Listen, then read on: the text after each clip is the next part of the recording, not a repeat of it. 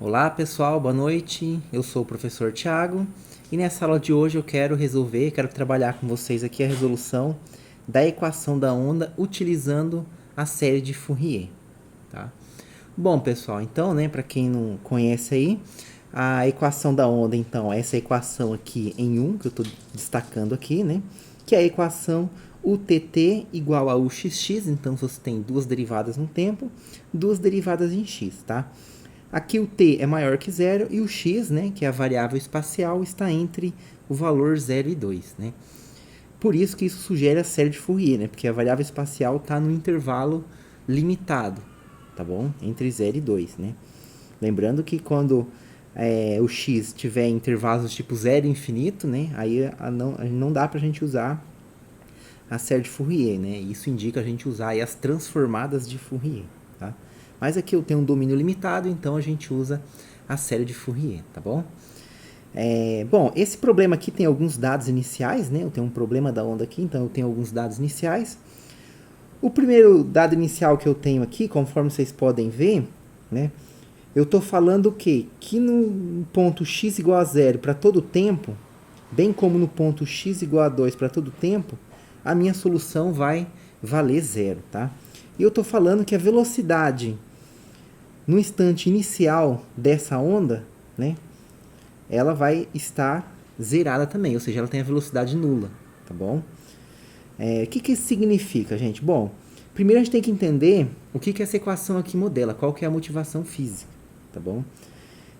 Quem que vai ser a U de xt na equação da onda, Então, para ilustrar esse problema aqui, a gente imagina, que a gente tem uma corda de violão de comprimento 2, Por que comprimento 2? Porque eu estou considerando aqui um domínio aqui de 0 até 2, tá bom? Então, você imagina que você tem uma corda aí de comprimento 2 e essa onda, essa equação da onda, ela vai modelar para a gente, o movimento de uma corda vibrante, tá? Então, essa é uma das aplicações que a gente tem aqui para a equação da onda, tá bom? Então, vamos interpretar esse dado inicial aqui, Quando eu falo aqui que U de 0t para todo tempo é igual a zero, ou seja, eu estou dizendo, então, que a minha corda ela vai estar fixa no zero para todo tempo. Então, essa corda está fixada aqui no zero, tá bom? E da mesma forma aqui no 2 também, Quando você tem esse dado inicial aqui, eu estou falando que a corda para todo tempo sempre está ali na posição zero, tá? A função U de xt, quando você olha para a função U de xt, o que ela representa? Para cada tempo fixo, você vai ter uma função de x. Essa função de x, ela é exatamente, o gráfico dela vai ser exatamente a posição que a corda está naquele instante de tempo, tá? Então isso é importante interpretar. E isso também já ajuda a gente a entender esse dado inicial que eu coloquei aqui em 3, tá bom? Por quê? Porque eu estou falando que quando o tempo é zero, ou seja, no tempo inicial, eu estou dando quem é a função. Então, na verdade, no tempo inicial, eu estou dando qual é a posição dessa corda. Eu estou falando que no instante de tempo inicial, a corda está nessa posição aqui. Como essa posição é dada por uma função, e o gráfico da função é esse gráfico aqui que vocês podem ver, na cor mais alaranjada aqui,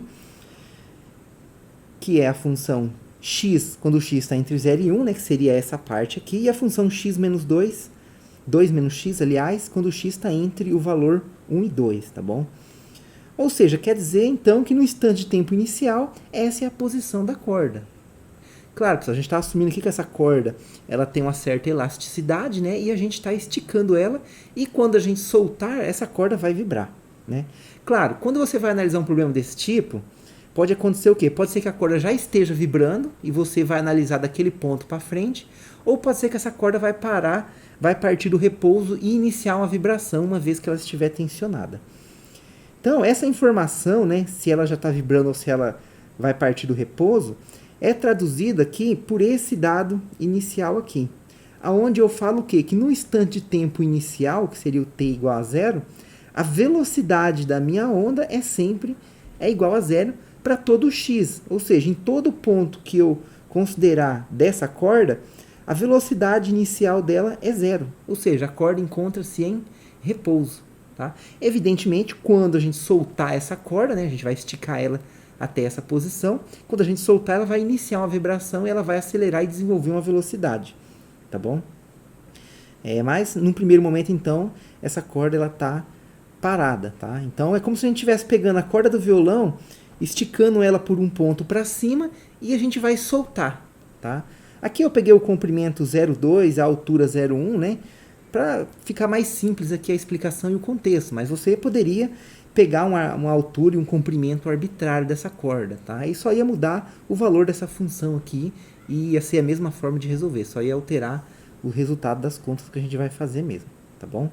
Então, essa é a motivação física aqui para esse problema da equação da onda, certo? Então, quando a gente descobrir lá no final a solução U de xt, o que vai significar essa solução? Quando você escolher um tempo aleatório, você escolhe um tempo que você quer, você vai ter uma função de x.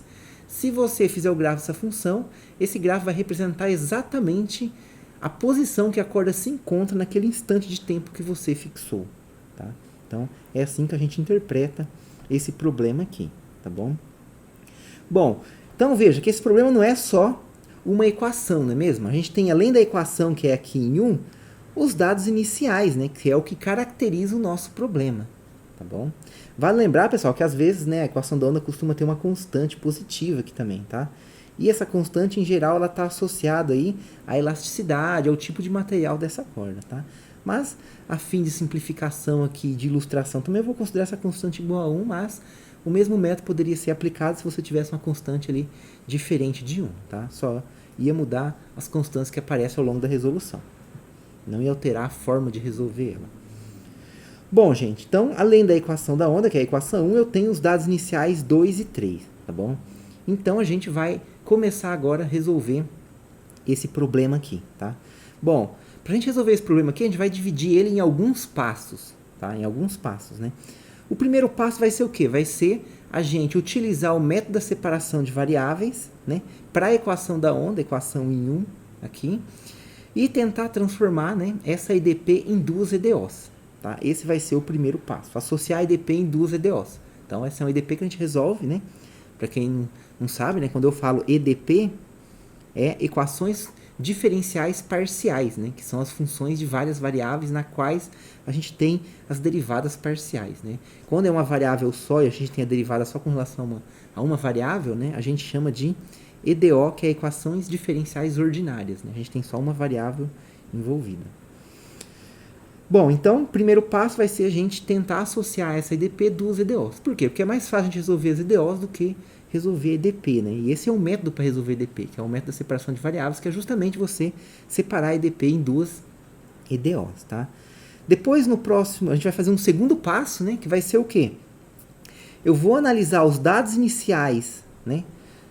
E os dados de contorno da minha EDP e vou, né, traduzir eles para as EDOs. Então, a mesma mudança que eu fizer aqui de variável para eu passar no método que a gente está aplicando aqui, né, que é a separação de variáveis, né, eu vou pegar a mesma função e vou usar ela, né, para transportar para a EDO os meus dados iniciais da EDP. Por quê? Porque eu vou ter dado inicial lá na EDO, eu vou conseguir obter soluções para a EDO tendo os dados iniciais. Senão eu teria apenas soluções mais gerais para a minha EDP, né? E a gente quer soluções, na verdade, mais particularizadas, porque a gente está com um problema mais particularizado, né? Então, quando eu coloco essas condições que eu particularizo o problema, isso se traduz aqui na forma de dados iniciais e condições de contorno para o nosso problema, tá? A princípio, na EDP, como o método de separação de variáveis eu caio em EDOs, isso se reflete depois lá nas EDOs, tá? Então, o passo 2 vai ser implementar esses dados iniciais, resolver as EDOs, ok? Feito isso, né, a gente vai, então, para o passo final, que vai ser efetivamente aplicar o método de Fourier, certo? Que vai ser para a gente lidar com esse dado inicial 3 aqui, tá? Então, a princípio, a gente consegue resolver 1 e 2 sem precisar de usar o método de Fourier, tá bom? Mas, quando a gente olha dados iniciais do tipo que a gente tem aqui em 3, não tem como, a gente requer o método de Fourier para poder, e as séries de Fourier, né, para poder resolver esse problema aqui. Então, vamos lá então, pessoal. Vamos começar então o nosso primeiro passo aqui, tá bom? Então, nosso primeiro passo.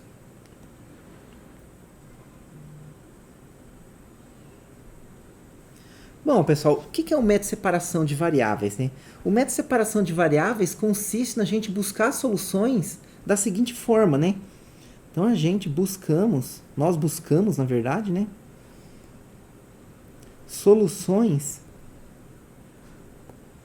da seguinte forma, né? A gente vai buscar soluções u de xt como sendo uma certa função f que depende de x vezes uma certa função g que depende de t, né? Então, a gente quer investigar se a nossa EDP, que é a equação da onda, por um acaso possui soluções u de xt em que a parte que depende de x esteja separada da parte que depende de t no seguinte sentido, né? Que a u de xt vai ser o produto de uma função que depende de x com uma função que depende de t, né? Então, esse método de investigação na qual a gente vai em busca de soluções que tenham essa propriedade, então chama-se aí o método da separação das variáveis, né? E o que a gente faz, então, né, nesse método? Como a gente quer procurar a solução dessa forma, a gente faz o quê? Pega essa expressão, substitui na EDP e veja se a gente consegue separar as variáveis, deixar tudo que é x de um lado, tudo que é t do outro. Se a gente conseguir fazer isso, a gente vai conseguir obter EDOs, né, cuja a resolução delas vão ser suficiente para eu obter as soluções para a minha EDP, né? A gente vai ver então que f e g vão satisfazer certas EDOs caso eu consiga separar as variáveis, tá? Aí eu resolvo as EDOs, encontro f e g, volto aqui, substituo a f e a g que eu encontrei na solução das EDOs e eu vou ter a minha solução u de xt, né? Então, ó, substituindo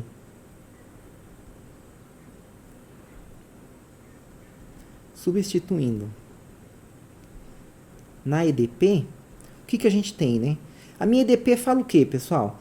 Ela fala que eu derivo duas vezes a função u em t, vai ser a mesma coisa que eu derivar duas vezes a função u em x, não é mesmo? É isso o que diz a minha EDP. Então, quer dizer que, se eu pegar essa expressão aqui, derivar duas vezes em t, ela vai ser igual a derivada dessa mesma expressão duas vezes em x, né? Então, a gente vai ter uma coisa do tipo f de x vezes g de t, né? Eu vou trocar, então, a u, né? Lá eu tenho utt igual a u xx, não é mesmo? Então, eu vou trocar a função u, né? A função u por quem? Por f vezes g. Aí eu vou ficar f vezes g, duas derivadas em t, igual a quem? Né? Igual a f de x vezes g de t, duas derivadas em x. Tá bom? Então, a gente tem isso daqui quando a gente substitui esse tipo de solução na EDP. Agora, o que vai acontecer aqui, né? Opa, deu uma escapada aqui. O que vai acontecer aqui agora? Eu vou derivar o lado esquerdo duas vezes em t, o lado direito duas vezes em x, né? Veja que eu tenho uma parcela de x multiplicando uma parcela de t. E quando eu derivo em t, as variáveis de x se comportam aos olhos de t como se fossem constantes, né? A gente aprende isso lá quando a gente faz as derivadas parciais de funções de várias variáveis, tá bom? Então, aos olhos de t, o x se comporta como constante. Como ele está multiplicando, eu posso simplesmente tirar a constante para fora da derivada. Essa é uma propriedade derivada, né? Então, o lado esquerdo vai ficar o quê? Vai ficar f de x vezes... Agora, como eu estou derivando duas vezes em t a função g que depende de t, então eu vou ter duas derivadas, né? E como g depende de uma variável só, eu não preciso usar essa notação de derivada parcial. Eu posso simplesmente, né, usar a notação de derivada para uma variável, que seria g duas linhas de t, tá bom? E o lado de cá, do lado de lá vai ser a mesma coisa, só que é o contrário agora, né? Agora o g de t que se comporta como constante, porque aos olhos de x, t se comporta como constante, não é mesmo? E eu vou ter agora do lado de lá a derivada em x, tá? Então, a gente vai ficar f duas linhas de x, né? Vezes a g de t, que sai para fora da derivada por eu estar derivando em x e não em t, tá? Agora, o que eu faço? Agora a gente tenta separar as variáveis, né? Então, substituindo a EDP, a gente chegou nesse passo aqui. Agora, a gente tenta separar tudo que é x para um lado, tudo que é t para o outro, né? Então, separando as variáveis, o que a gente vai ter quando a gente separar essas variáveis, né? Então, eu posso passar o g de t dividindo para cá, o f de x dividindo para lá, né? E isso a gente vai ficar com o quê?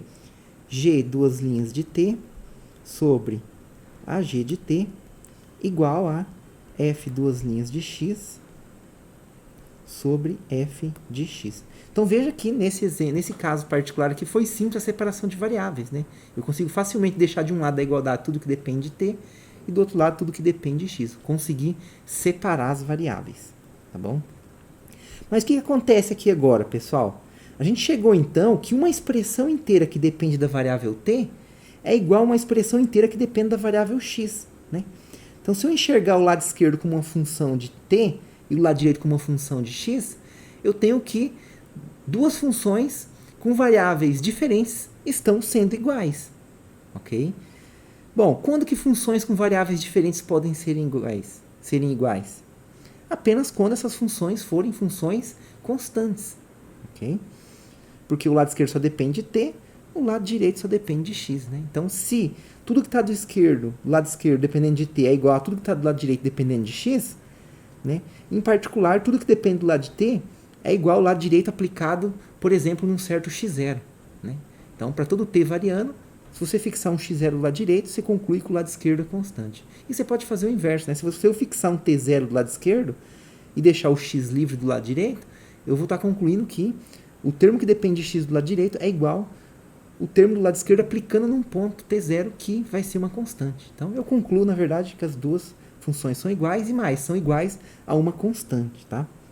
Então, logo, a conclusão que a gente tira é que g duas linhas de t sobre g de t é igual a f duas linhas de x sobre a f de x, que é igual a uma constante que eu vou chamar aqui de constante sigma. Eu não sei qual é essa constante, tá? A princípio, né?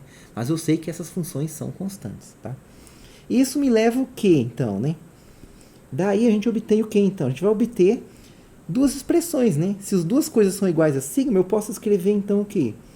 G duas linhas de t sobre g de t é igual a esse sigma e f duas linhas de x sobre f de x, tá?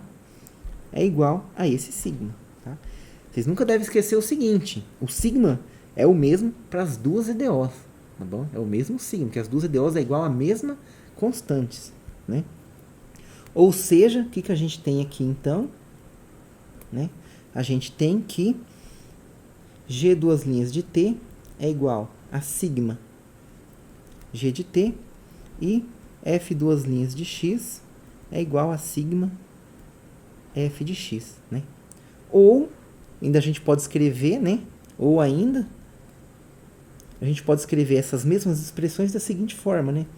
G duas linhas de t menos sigma g de t igual a zero e f duas linhas de x menos sigma f de x igual a zero, né? Eu poderia ter deixado apenas essa expressão, apenas essa, ou essas últimas aqui, né? Os três jeitos estariam corretos aí para eu enxergar uma EDO, né? Mas a gente costuma deixar dessa última maneira aqui, por quê? Porque a EDO escrita nessa forma aqui, como ela é uma EDO de ordem 2, linear, com coeficientes constantes, a resolução dessa ordem aqui sugere o método da equação característica, né? Na qual eu vou associar derivadas, uma variável, né, que vai estar ali ao quadrado ou elevado a 1, né? E vou associar então a minha EDO a uma equação de segundo grau, né? Em geral, a equação de segundo grau, quando a gente vai resolver, né, por Bhaskara, né, a gente deixa ela igual a zero. Então, motivados aí por esse método de resolução da EDO, a gente costuma deixar a EDO escrita nessa forma aqui. As de ordem 2, tá? Se a EDO tivesse, se a G, por exemplo, fosse ordem 1, você poderia deixar dessa forma aqui mesmo, tá? Ou da forma anterior. Bom, isso aqui então encerra pra gente o nosso passo 1, né? Que é o seguinte, qual que é a conclusão que a gente tira então? Caso eu tenha uma solução do tipo u de xt igual a f de x vezes g de t, não tem saída. Se essa solução desse tipo existir, tanto a f quanto a g necessariamente vão ser soluções dessas duas EDOs respectivamente, tá? Cuidado, lembra sempre. A f e a g tem que ser solução das duas EDOs, porém com a mesma constante sigma, que foi o que a gente concluiu aqui, que a constante é sempre igual, certo? Então, por exemplo, não adiantaria nada agora você resolver essas EDOs para achar soluções, achar, por exemplo, solução para f com sigma positivo, achar a solução para g com sigma negativo, apenas, né? Apenas na F, por exemplo, apenas para sigma positivo, na G apenas para sigma negativo, e querer juntar as soluções, né? Multiplicar as soluções, substituindo essa fórmula aqui, por exemplo, né? Substituindo essa fórmula aqui, que não vai adiantar. Precisa do sigma ser o mesmo para as duas EDOs, porque isso foi o que a gente concluiu aqui, ó, que o sigma é o mesmo para as duas EDOs, né? Então a gente assume que tem solução daquele tipo, descobre que essas soluções têm que satisfazer as EDOs, né? Então, de certa forma, isso diz pra gente o seguinte, olha, as soluções daquela EDP podem estar associadas com as soluções dessas EDOs. Então, o que a gente faz aí? Como as EDOs são mais simples de resolver, a gente resolve, então, essas EDOs, pega as soluções, multiplica, né? Porque a solução U de xt é a F vezes a G, então a gente multiplica elas e verifica se esse produto depois vai, então, ser solução da nossa equação da onda ou não, tá bom? Em geral, vai ser, tá bom? Bom, então, primeiro passo, chegamos nos EDOs, tá? Eu vou dividir por passo para ficar mais organizada a resolução, tá? Agora, no segundo passo, a gente vai fazer o que no segundo passo? A gente vai implementar os dados iniciais e resolver as EDOs, tá? Então, isso é o que a gente vai fazer agora aqui, implementar os dados iniciais e resolver as EDOs. Tá? Então, esse é o passo 2, implementar os dados iniciais, resolver EDOs. Dados iniciais e dados de contorno, né? Que a gente tem os dois tipos de dados, né? Por exemplo, esses aqui são dados de contorno, já esse aqui é um dado inicial. Veja que a gente tem 4 condições iniciais aqui, né? Ó, aqui a gente tem 2, aqui tem mais uma, dá 3, e mais essa aqui que é 4. A pergunta é, quais dessas eu implemento para resolver a EDO? Né? Essa é uma pergunta que eu faço agora para vocês. Quais desses dados eu já implemento direto na EDO? Dá para implementar todos? Pessoal, em geral, o que a gente consegue implementar na EDO são os dados iniciais que a gente tem aqui, que são iguais a zero. Quais são iguais a zero? Esses dois são iguais a zero, tá? E esse aqui também é igual a zero. Então, esses dados que são iguais a zero, a gente já consegue implementar eles diretamente lá nas EDOs, tá? Agora, um dado desse tipo que a gente não consegue implementar na EDO, né? Porque, veja, esse dado inicial, ele tá para um t igual a zero, tá vendo? Eu estou fazendo t igual a zero, né? Então, isso sugere que esse vai ser um dado inicial para minha EDO de g de t, né? Mas, se eu tiver um EDO de g de t, então vai acontecer o quê? Vai aparecer essas expressões de x no dado inicial para mim na EDO de t. E isso é uma coisa que não dá muito certo, tá? Então a gente não consegue, né, na EDO resolver ela implementando esses dados iniciais aqui. A gente pode ter problemas aí, tá? Então a gente não faz isso. Em geral a gente consegue implementar os dados iniciais que são iguais a zero, tá? Se for igual a constante, também dá para implementar, mas você tem que pegar um problema equivalente associado, que a gente consegue considerar um problema equivalente com a constante sendo zero, tá? Mas nesse problema específico aqui, a gente tenta sempre implementar os dados iniciais que são iguais a zero, né? Ou seja, vão ser esses 3 dados iniciais aqui na minha equação 2, tá? É isso que a gente vai fazer agora, né? Então, ó, a gente sabe o seguinte, né? A gente tem duas coisas aqui, tá? A gente tem duas coisas aqui, tá? Sabemos o quê? Pelo método de separação de variáveis, a nossa u de xt é a função f de x vezes a função g de t, onde f e g vão ser soluções daquelas EDOs. E a gente sabe o que também? A gente sabe que u de 0, t, é igual a zero. Bem como, eu vou implementar primeiro então esses dois dados iniciais em que eu tenho restrição na variável x, que é o x igual a zero, e o u de 2 e t também igual a zero. Então, o que eu faço? Eu posso juntar essa informação com essa daqui, né? Em que sentido eu posso fazer isso? Então, ó, a gente tem o seguinte, né? Quando eu olho para o u de 0t, né? Então, por um lado, o dado inicial do meu problema da onda diz o quê? Que a U de 0t é igual a zero por um lado. Mas, por outro lado, a minha expressão da separação de variáveis diz o quê? Que se eu vier aqui e fizer esse x igual a zero, o U de 0t vai ser igual a quem? A f de 0 vezes g de t. Então, por um lado, o U de 0t é zero, por outro lado, é f de 0 vezes o g de t, tá bom? E o que isso implica, então, para a gente? Isso implica que f de 0 vezes g de t é igual a zero, né? E isso, por sua vez, implica para a gente, então, que f de 0 é igual a zero ou g de t é igual a zero, né? Então, a gente tem uma dessas duas coisas. Mas tem um detalhe aqui, pessoal. A g de t não pode ser zero, porque o t é variável, né? Que está variando, né? Se g de t for igual a zero, né? Então, vai acontecer o seguinte. Lembra que eu falei para vocês que a u de xt é a f de x vezes a g de t? Né? Então, isso daqui vai acontecer o quê? Se g de t for zero, esse cara aqui vai ser igual a zero. E 0 vezes f de x, isso aqui tudo vai dar zero. Ou seja, a minha solução u de xt vai ser a solução nula. Tá? E a solução nula, pessoal, não interessa a gente. Por quê? Porque a partir do momento que você esticou a corda, soltou e ela está vibrando, você tem uma função não nula acontecendo ali. Então não pode a solução sua ser igual a zero sempre para todo x e para todo t. Isso estaria dizendo que a sua corda estaria no repouso absoluto sem vibração nenhuma.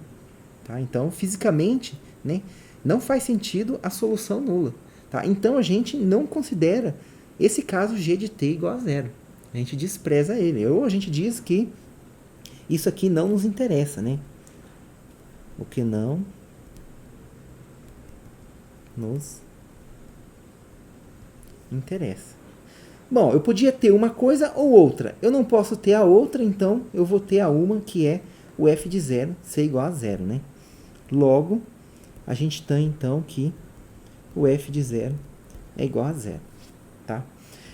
Eu fiz para o dado inicial u de 0t igual a zero, né? Mas eu posso fazer exatamente a mesma coisa para o dado inicial u de 2t igual a zero, né? Então, similarmente, quando eu olho para u de 2t, né? Quando eu olho para essa expressão aqui, por um lado ela é igual a zero, porque esse é o dado inicial da minha equação, né? Da minha equação da onda. Por outro lado, ela é a f de 2 vezes a g de t. Tá? E isso implica para a gente, então, que f de 2 vezes a g de t é igual a zero. Né? E isso implica o quê, então? Por sua vez, implica que f de 2 é igual a zero ou g de t é igual a zero. Pelo mesmo argumento anterior, g de t igual a zero não nos interessa. Daí a gente tem o que, então? Que a f de 2 é igual a zero. Então, veja que eu concluí no fim das contas que tanto o f de 0 é igual a zero, como o f de 2 é igual a zero. Né? Lembra que a gente tem mais uma condição inicial também que dá para a gente implementar nesse problema aqui. Tá bom? Que é aquela condição inicial, né, como vocês podem ver aqui em cima, que é o u de t x aplicado em x0 igual a zero. Né? Então, a gente também pode implementar esse dado inicial aí. E vamos fazer isso não porque ele é igual a zero, então a gente consegue já trazer aqui para a nossa EDO. Tá bom? Bom, por outro lado,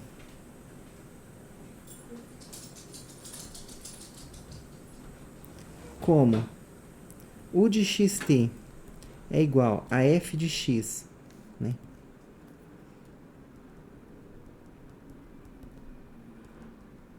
Vezes a g de t, então, né? Lembra que a gente tinha o que lá? A gente tinha o t de x e 0 igual a zero, não é mesmo? Então, eu tenho uma derivada em t. Então, eu não posso simplesmente aplicar no u agora esse dado inicial. Eu tenho que fazer o quê? Pegar o u e derivar em t. Né? Então, quando eu fizer aqui o t de x e t, isso aqui é a mesma coisa que eu ter o f de x vezes o g de t derivado em t. Tá? E isso aqui, né, como eu derivo em t essa expressão, que depende de x e de t, o x se comporta como constante aos olhos de t, e isso aqui fica, então, apenas f de x vezes g' de t, igual a gente tinha feito no início lá com as duas derivadas da IDO. Tá bom? A gente chega nisso daqui. Assim, a gente conclui o que, então? Quando eu olhar para o ut de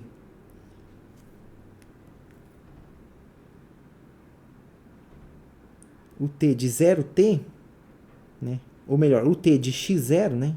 É o t de x0 que a gente tem aqui. É o tempo igual a zero. Por um lado, isso eu sei que é igual a zero, tá? E por outro lado, eu sei que isso aqui vai ser igual a quê? Então, eu pegar essa expressão aqui e fazer esse tempo ser zero, né? Com isso, eu vou ter essa expressão aqui com o tempo igual a zero, ou seja, eu vou ter f de x vezes g' de zero, tá bom? Bom, se o de x0, o t de x0 é igual a zero e o t de x0 é igual a essa expressão do lado direito, então a expressão do lado direito é igual à expressão aqui do lado esquerdo, ou seja, f de x vezes g' de zero é igual a zero. E daqui a gente tira então que f de x é igual a zero ou g' de zero é igual a zero. Tá? Bom, se f de x for igual a zero, né, eu vou ter a solução nula, né? Mesmo argumento daquela hora, só que aquela hora a gente fez com a g, agora é com a f, né? Se f de x for igual a zero, então o de xt vai ser igual a zero, né, que é a f de x, vezes g de t, que vai ser igual a zero, né? Lembra, ó, na verdade, né, eu poderia escrever mais detalhado assim. F de x vezes g de t. Aí, se esse cara aqui for igual a zero, isso aqui tudo dá zero, né? E a u igual a zero não nos interessa, porque seria a corda estando numa posição inerte, não é mesmo? Então, isso não nos interessa, tá? Alguns autores dizem que essa solução seria uma solução incompatível ou inconsistente, tá? Bom, assim, né, a gente conclui o que, então? A gente conclui que g' de zero é igual a zero. Por que eu tenho uma condição ou outra? Se não acontece um, então com certeza deve acontecer a outra. Tá? E com isso a gente achou aqui mais um dado inicial para a IDO. Então, pessoal, o que aconteceu agora? A gente tem 3 dados iniciais para as IDOs, né? Um dado inicial para G, que é o g' de zero igual a zero, e 2 dados iniciais, né, para a nossa f, que é o f de zero igual a zero. Na verdade, para f aqui não é dado inicial, é um dado de contorno, né, que ele está nos extremos do intervalo de definição da IDO, então é um dado de contorno, que é o f de 0 igual a 0 e o f de 2 igual a 2. Né? Como aqui o g' de 0 é num tempo inicial, então a gente tem uma condição de dado inicial aqui. Tá bom? Bom, a gente vai ter o que então agora? Né? Uma vez que a gente tem as duas IDOs com os dados iniciais, a gente conclui o seguinte então. Né? Temos, portanto, não apenas as IDOs agora, a gente vai ter também junto os problemas de contorno e de valor inicial associado a essas IDOs, né? Que vai ser a f duas linhas de x, né? Menos sigma f de x igual a zero, onde f de 0 é igual a f de 2, que é igual a zero, né? E a gente vai ter também aqui g duas linhas de t menos sigma g de t igual a zero, com o dado inicial g' de 0 igual a zero. E a gente vai resolver essas IDOs aqui, tá? Bom, pessoal, é importante mencionar aqui o seguinte, né? Tá vendo essa constante sigma que está multiplicando tanto aqui quanto aqui? Então, né, eu tenho a g na IDO direita, que é a variável dependente, e o t, que é a variável independente. Tá? No lado esquerdo, mesma coisa, só que é a f, que é a variável dependente, e x é a variável independente. Então, né, isso já define uma IDO, né, quando você tem derivado dessas funções que representam a variável dependente. Mas além dessas variáveis, né, eu tenho sigma. Né? E o sigma aqui ele é uma constante, né? Eu sei que é uma constante, mas a princípio eu não tenho um valor pré-estabelecido para elas. Tá bom? Então, o que vai ser o nosso objetivo? Vai ser a gente buscar valores para sigma, na qual, quando eu colocar esse mesmo valor nas duas EDOs, eu obtenho soluções. Né? Então, o que acontece? Quando eu fixo esse sigma aqui, se eu tivesse, por exemplo, no lugar do sigma aqui um 3 multiplicando um f de x, eu teria uma IDO. Se eu tivesse um 4 multiplicando um f de x, eu teria uma outra IDO. Então, na verdade, a gente não tem duas IDOs aqui, né? A gente tem duas famílias de IDOs, tá? Onde para cada sigma eu tenho uma IDO. Então, na verdade, a gente não está resolvendo uma única IDO. A gente está resolvendo o quê? Duas famílias de IDO. Tá? Esse problema aqui também, pessoal, ele recebe o nome aí de problema de alto valor e alto vetor, né? Por quê? Eu poderia escrever essa IDO aqui da F, por exemplo, a da G também, da seguinte forma, né? D2, dx2, né? Duas derivadas em x, da minha F de x, igual a quem? A sigma vezes o f de x, né? Então, se eu pensar no operador que faz duas derivadas como um operador linear, né? Então, eu tenho o quê? O operador linear aplicado numa função é igual a função vezes um escalar, né? Então, isso aqui, né, remete à ideia lá de alto vetor e alto valor, né? Mas como aqui no caso agora eu não tenho um vetor do R2, do R3 que seja sim uma função, então a gente chama isso aqui de autofunção. Mas a matemática é a mesma matemática que a gente tem para os dois tipos de problema, né? Então, o que a gente faz aqui, na verdade, vai ser, então, procurar autovalores, ou seja, procurar valores de sigma, que a gente pode colocar aqui, valores mais específicos, né? E as consequentes, e as soluções que vão ser as nossas autofunções, né? A gente quer procurar se tem autovalores e autofunções para esse tipo de problema aqui, tá bom? Então, isso aqui é uma outra maneira de a gente enxergar essas IDOs aqui, tá? Então, alguns autores também faz por essa abordagem aí. Aqui a gente vai ficar mais restrito na IDO mesmo, por enquanto, tá? Eu não vou entrar muito em detalhes dessas questões de autovalores e autofunções. A gente vai resolver essas IDOs efetivamente mesmo, tá? Bom, eu tenho duas IDOs. A pergunta é, por qual que eu começo, né? Veja, pessoal, quando, né, uma pergunta que a gente poderia fazer aqui é a seguinte, né? Será que é para qualquer valor de sigma que essa IDO tem solução? Essa é uma pergunta, certo? Se eu olhar só para a IDO sozinha de forma geral, a resposta é sim. Para qualquer valor de sigma que eu colocar aí, eu vou ter soluções para essa IDO. Né? Mas quando eu coloco problemas de contorno ou de valor inicial nessa IDO, isso já costuma trazer algumas restrições. Tá? E com essas restrições, nem sempre, né, para o certo valor de sigma que eu colocar ali, eu vou ter solução. Tá? Então pode ser que esses dados de contorno da minha IDO, ele traga algumas restrições sobre as possibilidades de valores que eu posso ter em sigma. Tá? Então, quanto mais restrição a gente tem nos dados de contorno e dados iniciais da minha IDO, menos possibilidade de solução a gente tem. Tá? E isso aqui significa o quê? Mais restrições para os possíveis valores de sigma. Então, se eu estou na busca de valores de sigma, né, então eu vou resolver qual IDO primeiro. A gente tenta resolver primeiro a IDO que tem mais dados iniciais. Por quê? Porque isso vai trazer mais restrições para o meu sigma. Tá?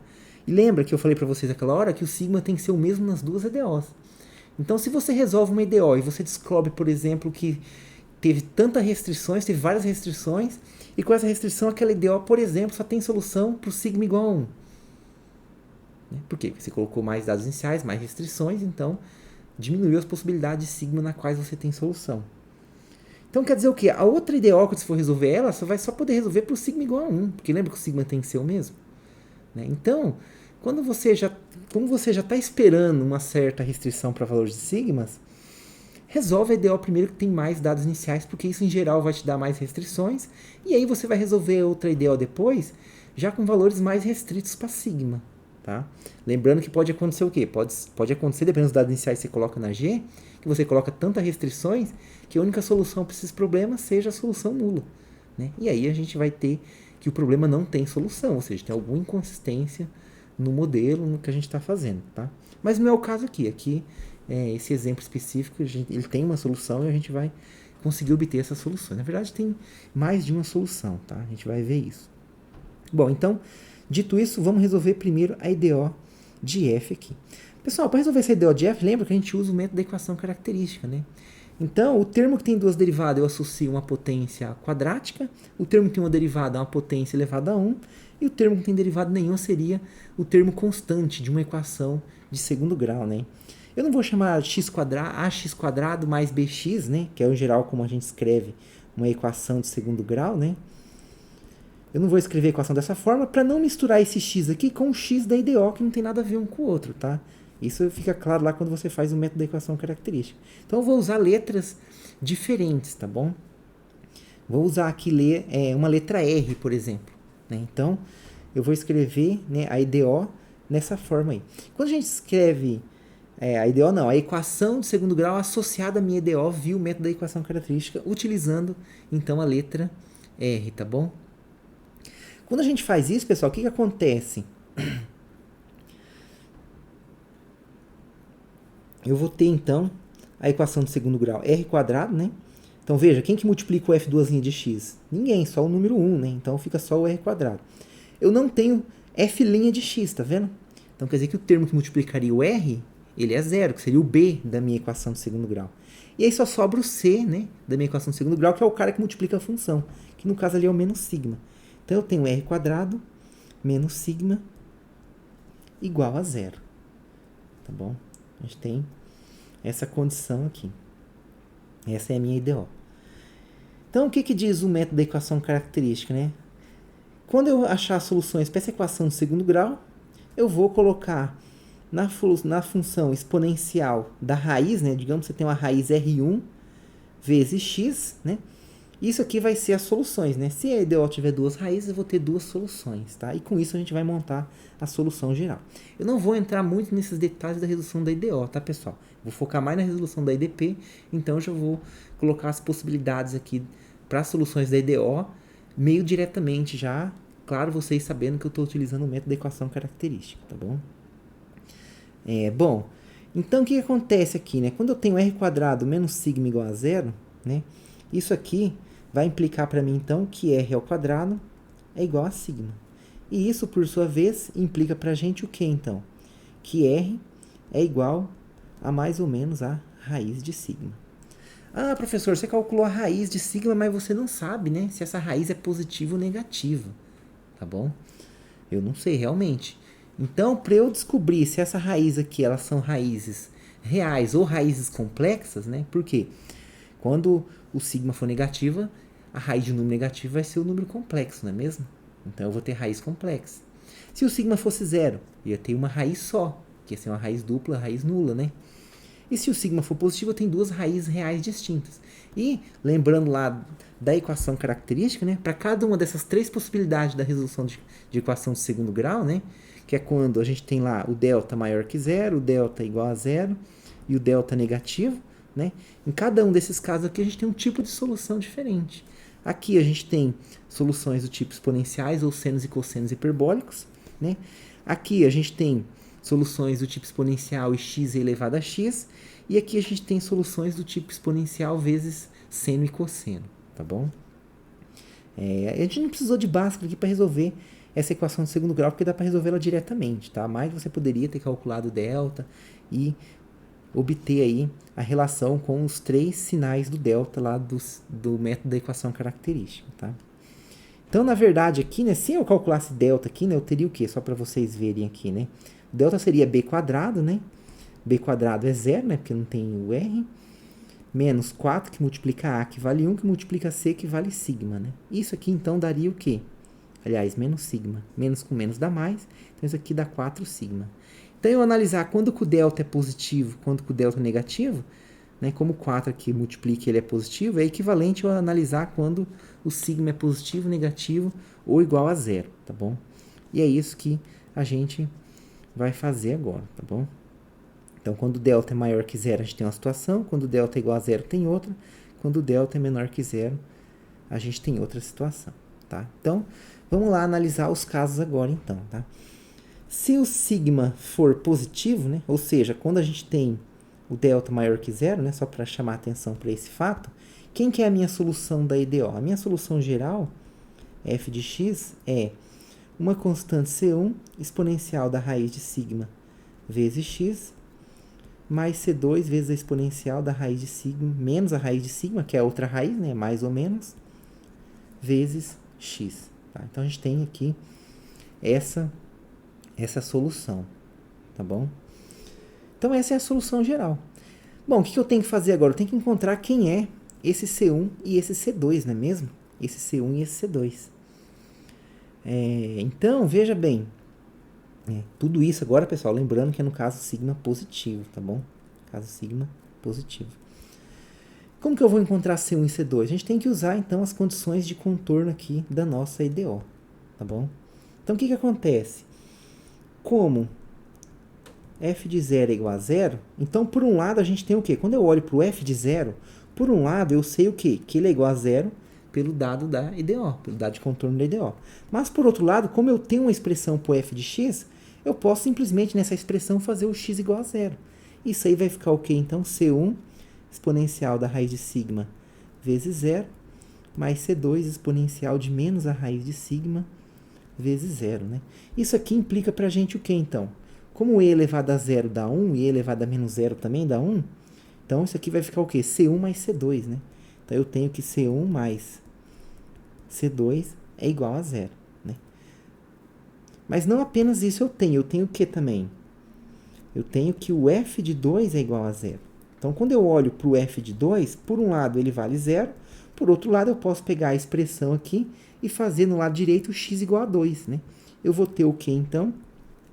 C1 exponencial, né, da raiz de sigma vezes 2, mais C2 vezes exponencial da raiz de sigma, menos a raiz de sigma, né, vezes 2. Né? Isso aqui implica para a gente o que, então? Implica que C1 vezes exponencial da raiz de sigma vezes 2, mais C2 exponencial de menos a raiz de sigma vezes 2, isso aqui é igual a 0. Lembra que aqui em cima eu tinha C1 mais C2 igual a 0? Então quer dizer o quê? Que C2 é igual a menos C1, não é mesmo? E eu posso fazer o quê? Eu posso vir nessa expressão aqui e substituir o C2 igual a C1. Tá? Aliás, o C2 igual a menos C1. Isso vai implicar para a gente, então, o quê? Que C1 exponencial da raiz de sigma vezes 2, né? Mais o C2 eu vou trocar por menos C1 exponencial de menos a raiz de sigma vezes 2 é igual a 0. Né? E veja agora que eu tenho C1, 2C1 aqui, tá vendo? Ele apareceu aqui e aqui. Então, eu posso colocar ele em evidência, né? Então, C1 que multiplica exponencial da raiz de sigma vezes 2, menos exponencial de menos a raiz de sigma vezes 2, igual a 0. Tá? E o C1 está multiplicando esse termo. Agora, pessoal, o que acontece aqui? Quando você olha para esse cara aqui, esse cara é positivo. Tá? Por que ele é positivo? Essa expressão aqui é exponencial de alguém positivo. E essa outra parte aqui é exponencial de alguém negativo, né?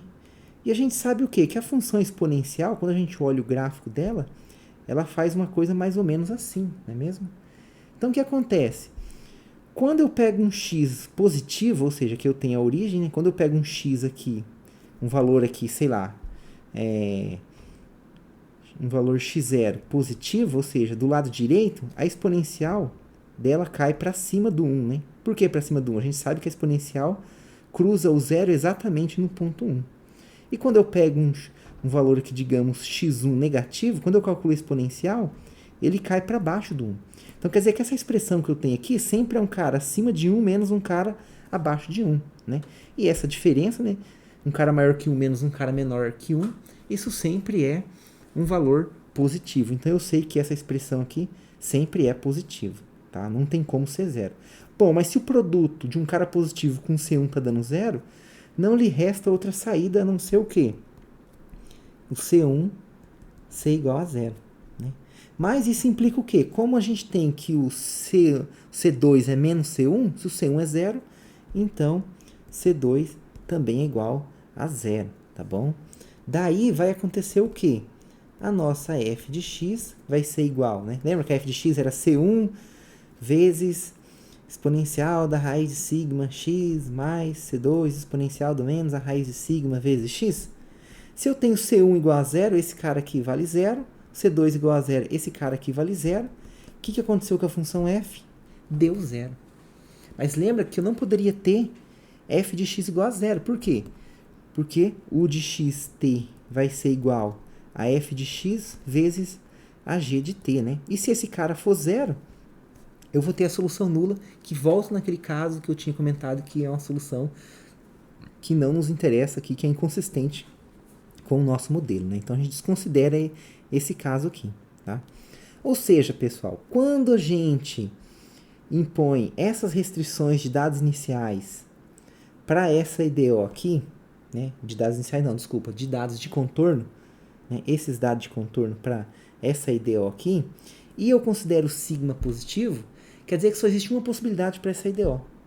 A solução ser a solução nula. Tá?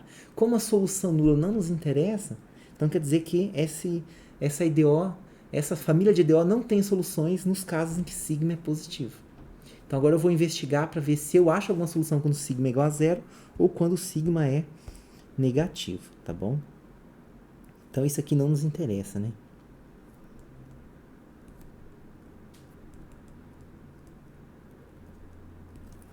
Bom, se eu tenho sigma igual a zero, quem que é a nossa solução?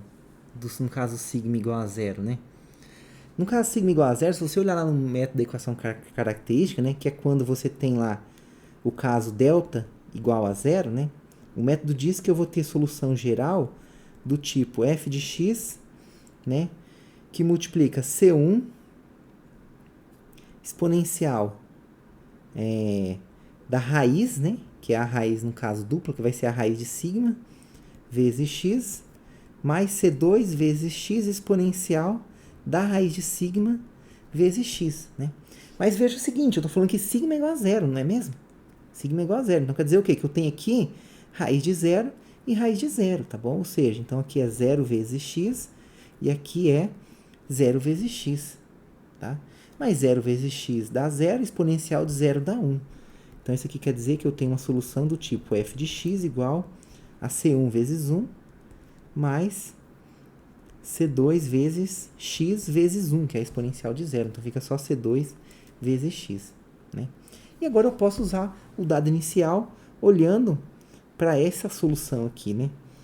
Como eu tenho que ter sempre f de zero igual a zero, então quando eu olho para o f de zero, por um lado ele tem que ser zero, por outro lado, pela expressão geral, ele vai ser C1 mais C2 vezes zero, né? C2 vezes zero dá zero. A conclusão que eu tiro aqui é que a gente vai ter C1 igual a zero, tá? E como eu tenho que ter também f de 2 igual a zero, né? Então, quando eu olhar para o f de 2, por um lado ele é igual a zero, por outro lado ele é C1 mais C2 vezes 2, né? Que eu estou calculando agora o f, essa expressão no x igual a 2, tá? Veja, o C1 eu já sabia que ele era zero, então esse cara aqui eu já sei que é zero. Então eu vou ficar o que nessa expressão aqui? C2 vezes 2 igual a zero, né? Então eu não tenho saída, eu vou concluir também que o C2 é igual a zero, né? Daí, se eu substituir o C2 igual a zero aqui, o C2 igual a zero aqui, eu vou concluir que a minha f é zero, né? E isso também é um caso que não nos interessa, ou seja, no caso sigma igual a zero, a gente também não obtém uma solução não nula para a nossa IDO, tá? Consequentemente, a gente não vai ter uma solução lá não nula para a nossa IDP também, nossa equação da onda. Bom, o que acontece agora então, né? Ou seja, só para finalizar o que eu escrevi aqui, né? Assim, f de x é C1 mais C2 vezes x. Então, vai ficar 0 mais 0 vezes x, que dá 0, né? Que é um caso que não interessa, né?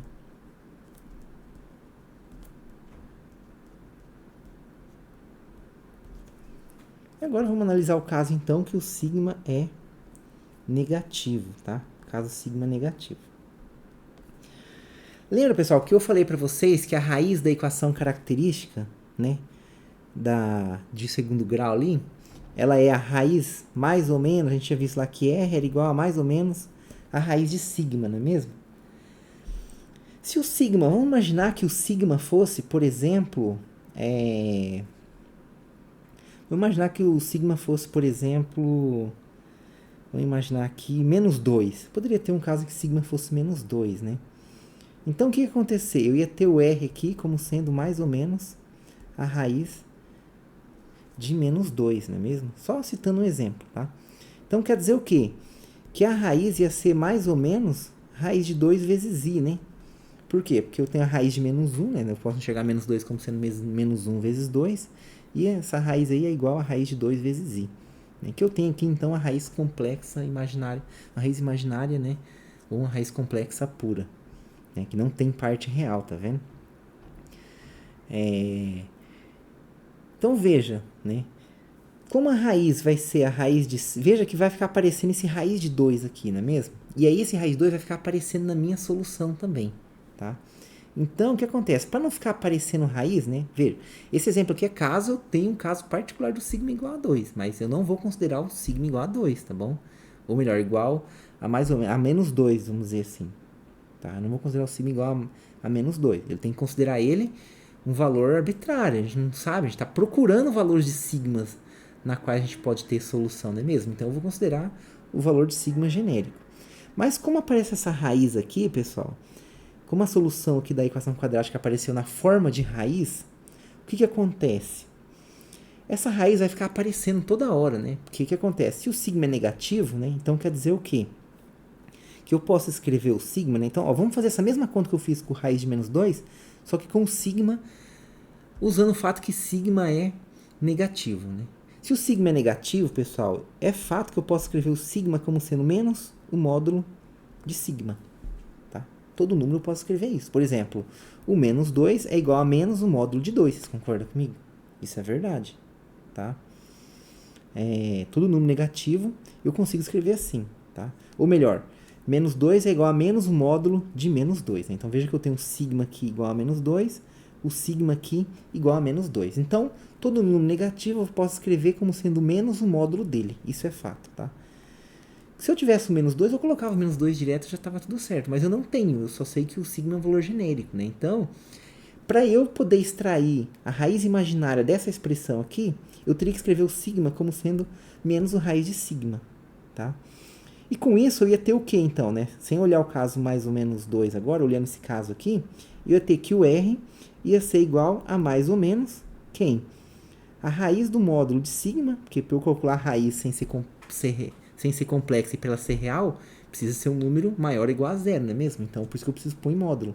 Isso aqui vezes i, né? Então, é como se esse menos aqui tivesse ficando na raiz, ficando a raiz de menos 1, e eu ficasse, então, com essa expressão aqui. Mas veja, se eu fizer isso, toda hora vai aparecer essa constante raiz do módulo de sigma, que é uma constante que pesa a nossa notação, tá? Então, o que acontece? Os livros, os autores em geral, eles fazem um truque aqui para eu não ter que carregar a notação de raiz com módulo dentro.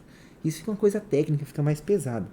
Então, eles fazem o seguinte, olha, todo número negativo, eles pensam o seguinte, todo número negativo eu posso escrever como sendo menos um número positivo ao quadrado.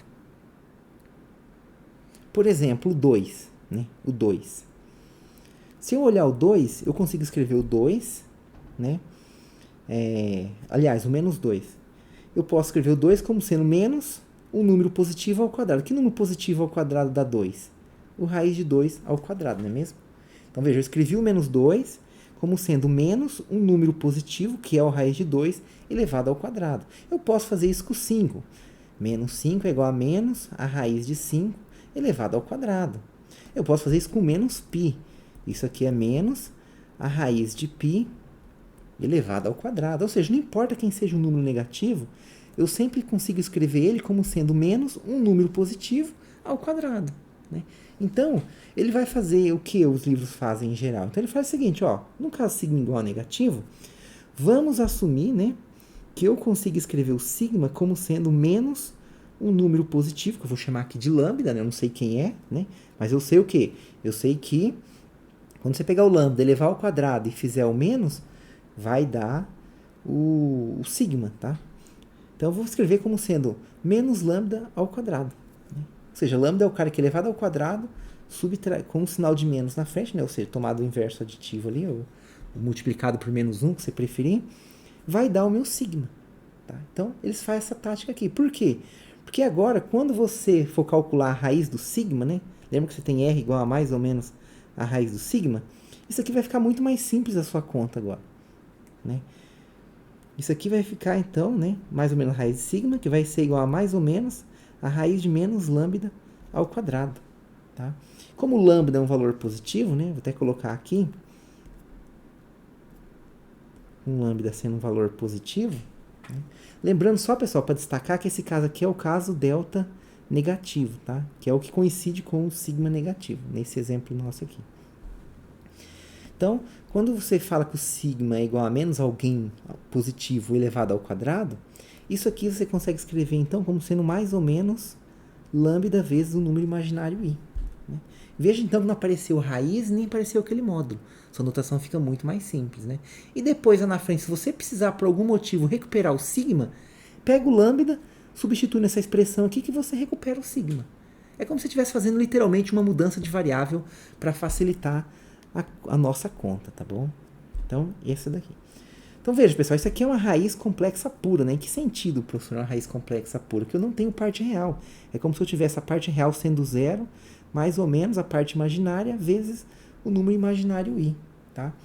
E o que acontece, pessoal? Quando a gente tem uma solução do tipo complexa, o método da equação característica, ela dá uma solução de que forma? Né? Então, ó, neste caso, temos... Só para ficar bem escrito certinho aqui.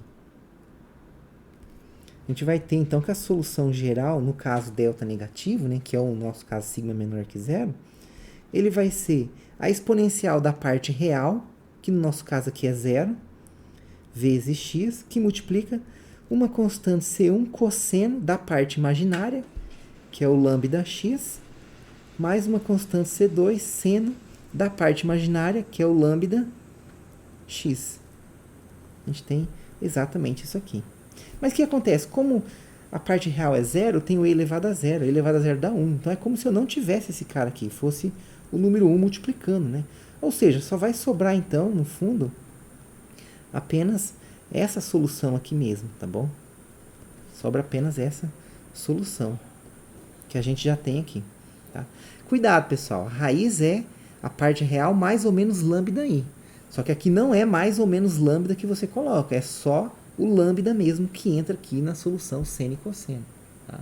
Isso aqui vem lá de quando você considera a solução lá da forma i elevado a mais ou menos lambda i, né? Aí você usa a fórmula de Euler, você consegue obter soluções lá em funções de seno e cosseno, tá bom? Aí não aparece o sinal de mais e menos, ele não é transportado para o seno e para o cosseno, quando você usa aquelas fórmulas de Euler para obter as soluções do tipo seno e cosseno, tá bom? Então, cuidado com esse detalhe aí. É sempre o lambda aqui sem sinal mesmo, tá? E o lambda ele é positivo, lembrando, né? Que eu escrevi o sigma como sendo menos um número positivo ao quadrado. Bom, o que eu faço agora? Mesma coisa, agora que eu tenho uma solução geral, nesse caso aqui, vamos implementar as condições iniciais, que é o f de 0 igual a 0 e o f de 2 igual a 0, né? Então, ó, como f de 0 é igual a 0, então quando eu olho para o f de 0, por um lado ele vale 0, que é a minha condição de contorno, eu falo condição inicial toda hora, mas é vício, tá, gente? Em geral, a gente resolve mais problemas de condições iniciais, né? Mas aqui nesse exemplo específico é uma condição de contorno, tá bom? Eu tenho nos extremos do intervalo 0 e 2, minha restrição na IDO, tá? Então, por um lado, f de 0 é igual a 0, mas por outro lado, eu posso substituir 0 nessa expressão e concluir que f de 0 é C1 vezes cosseno de lambda 0 mais C2 seno de lambda 0, não é mesmo? Então, né, eu sei o que? Lambda vezes 0 dá 0 e seno de 0 eu sei que dá 0, então esse termo desaparece, né? 0 vezes lambda aqui dá 0, cosseno de 0, eu sei que esse cara aqui, ele vale 1. Então, tudo que eu concluo aqui nessa primeira parte é que C1 é igual a 0. Tá bom? Agora eu vou para a segunda parte para ver C2. Nossa, será que todas as soluções vão ser nulas? Se eu chegar que o C2 é 0, acabou a resolução do problema, porque a gente vai concluir que esse problema tem algum problema nele, tem alguma coisa errada, ele não vai ter solução. Tá? Então, assim, será que C2 vai ser 0? Vamos ver. como f de 2 tem que ser zero, então quando eu olhar para o f de 2, por um lado ele tem que ser zero, por outro lado eu posso substituir naquela expressão ali do seno e do cosseno, né? Os valores de x igual a 2, né? Colocar o x igual a 2 aqui, aqui e aqui, tá? O que vai acontecer quando eu fizer isso, então? Vai ficar C1 cosseno de lambda vezes 2, mais C2 seno de lambda vezes 2. Tá? O C1 eu já sabia que era zero, então esse cara aqui eu já sei que ele vale zero, né? E ele está multiplicando o cosseno, então ele zera essa parcela inteira. O que eu vou concluir, então? Eu vou concluir que essa parcela aqui é igual a zero. Então, C2 que multiplica seno de lambda. Lambda vezes 2, eu vou escrever 2 lambda, para ficar mais fácil. Seno de 2 lambda é igual a zero. Bom, se um produto dá zero, qual que é a minha conclusão, então? Que o C2 é igual a zero, ou seno de 2 lambda é igual a zero. Veja, a gente tem duas possibilidades. Até aqui, toda vez que a gente teve duas possibilidades, o que aconteceu? Uma possibilidade dava uma inconsistência, uma solução nula, e na outra dava que as duas constantes eram zero e, consequentemente, eu acabava tendo a solução nula também. Não era mesmo? Só que aqui, pessoal, o que acontece agora? O C2 pode ser zero, ou pode ser que o seno de 2 vezes lambda seja igual a zero. Só que, diferentemente de antes, essa condição aqui agora, ela não vai ser uma condição incompatível com a existência de soluções nulas. Ou melhor, incompatível. Ela não vai ser uma condição que vai fazer com que você tenha soluções nulas igual antes. Tá? Realmente, se eu tiver o C2 igual a zero, como eu já tinha C1 igual a zero, eu vou ter f de x igual a zero, e aí eu vou chegar na solução nula, que é o caso que não nos interessa. Porém, quando eu olho outra opção, além do C2 ser igual a zero, que é essa daqui, lembra que eu sempre tenho que ter f de 2 igual a zero. Então, eu vou ter que ter esse produto dando zero. Então, você deve ter ou isso igual a zero ou aquilo igual a zero. Então, uma dessas duas condições tem que acontecer. Se acontecer a primeira, né, quando eu substituir tanto o C1 igual a zero quanto o C2 igual a zero aqui, eu tenho a solução. Aqui nessa expressão, eu vou ter a solução nula, que não nos interessa. Tá? Mas eu tenho essa outra condição, sendo 2 lambda igual a zero. Isso aqui não é uma condição incompatível com solução. Não faz com que f nem g, a princípio, seja igual a zero. Tudo que essa condição faz é o quê? Trazer restrições em quem vai ser o meu lambda.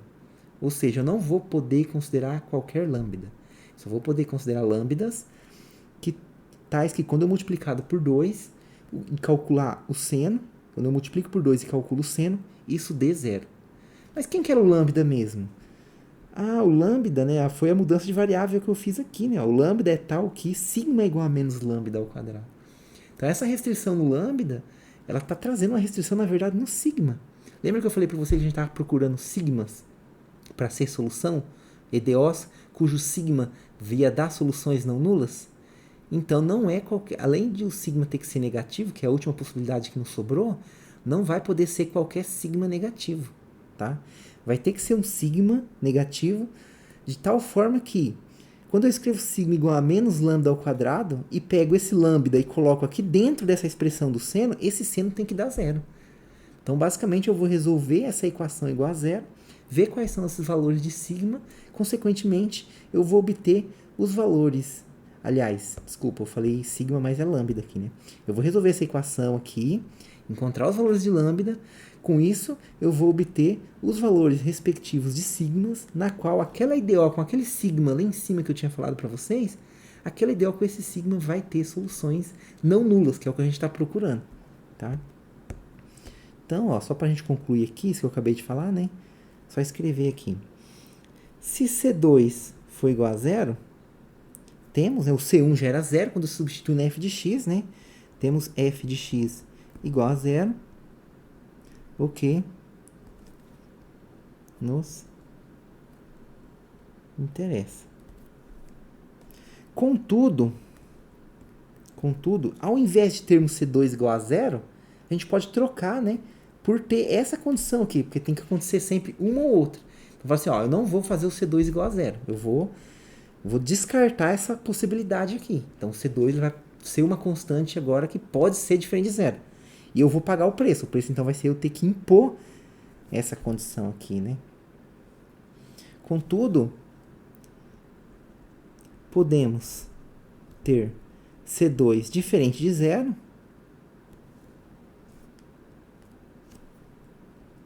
sob o preço de termos seno de 2 lambdas igual a zero. Pessoal, vamos pensar comigo. Seno de quem que dá zero?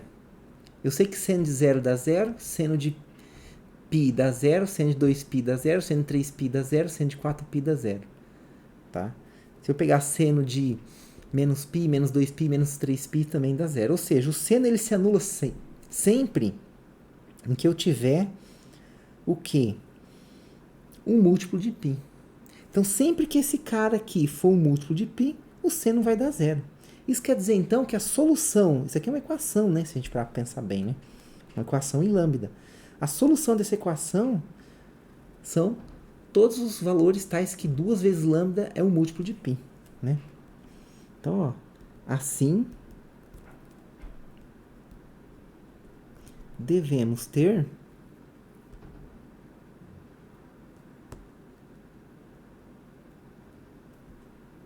Calma lá, só voltar. Assim devemos ter 2 lambda igual a nπ, tá?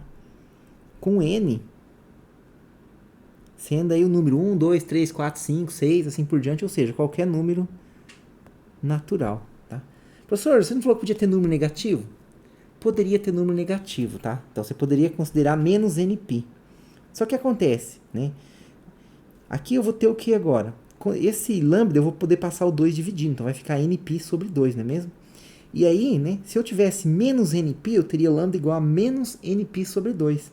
E aí, quando eu voltasse aqui na minha solução aqui em cima, eu ia trocar esse lambda aqui por menos nπ sobre 2. Só que o seno é uma função ímpar, né? Seno de menos alguém é menos o seno desse alguém.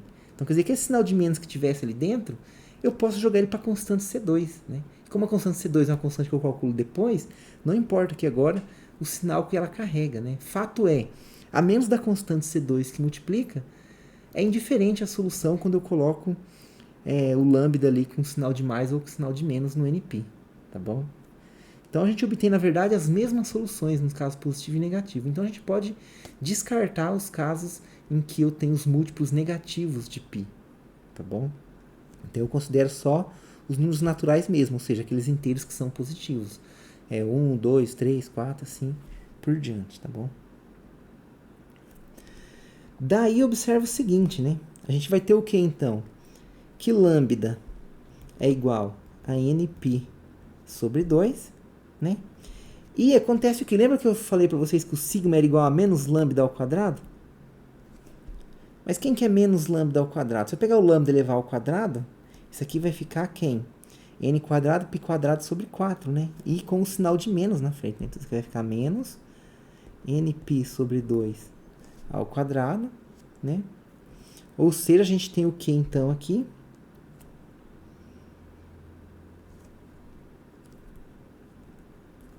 A gente tem, então, que o lambda é igual a nπ sobre 2 e o sigma é igual a menos n quadrado, π quadrado sobre 4. Tá bom? Desse modo,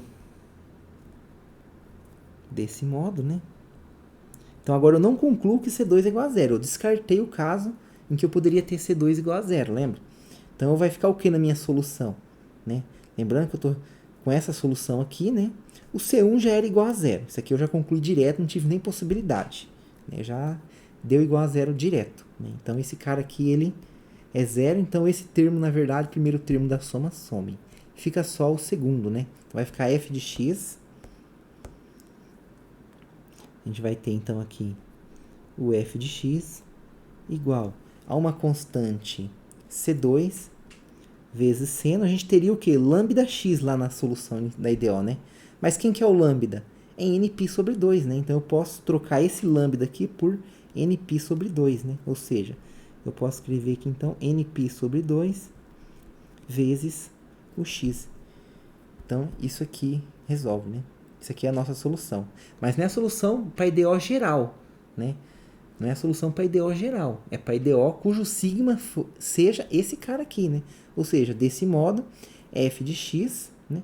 E veja que isso aqui vai ser para cada n a gente vai ter isso, né? Desse modo, na verdade, para cada n, que sempre que eu tiver um múltiplo de nπ, eu tenho uma solução, um problema, certo? Então, desse modo, para cada n, essa função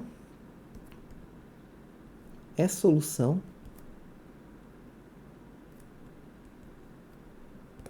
da EDO, né? Ou do problema de valor de contorno, f duas linhas de x, né? Menos sigma f de x igual a zero, quando f de 0 é igual a f de 2, que é igual a zero. Mas lembra que não foi para qualquer sigma que eu achei essa solução? Foi para lambda igual a nπ sobre 2, que implicava que sigma era igual a menos n quadrado π quadrado sobre 4, não é mesmo? Então quer dizer, pessoal, que não é a EDO com sigma que eu consegui achar a solução. Foi a EDO com quem? No lugar do sigma, menos n quadrado π quadrado, né? Então aqui você tem o menos sigma. Então menos sigma vai ficar quem? Se eu colocar um menos aqui, eu vou ganhar outro menos aqui, não é mesmo? Aí menos com menos, isso aqui vai dar mais, não é mesmo? Então quer dizer que vai ficar aqui, então, mais n quadrado π quadrado sobre 4 vezes f de x. Então veja, eu não tenho uma solução para uma EDO. Eu tenho uma família de soluções para uma família de EDO. Para cada n, então, eu vou ter aqui uma solução que depende de n para um EDO que também depende de n, né? Porque esse termo aqui, para cada n, define uma EDO diferente, tá bom? Então a gente tem isso daqui. Lembra que eu falei para vocês que nas duas EDOs o sigma tem que ser o mesmo? Então agora a gente vai resolver outra EDO. Só que outra EDO a gente não vai analisar casos agora. Eu vou ter que, como o sigma tem que ser o mesmo, então eu tenho que analisar a outra EDO para esse sigma aqui. E ver se para esse sigma aqui, aquela outra EDO vai ter solução, com o dado inicial dela. Então pode ser que, ó, dessas todas as soluções que a gente achou, nem todas vão ser solução para outra EDO. Pode ser que seja, pode ser que não seja, tá? Então, ó, analisemos agora.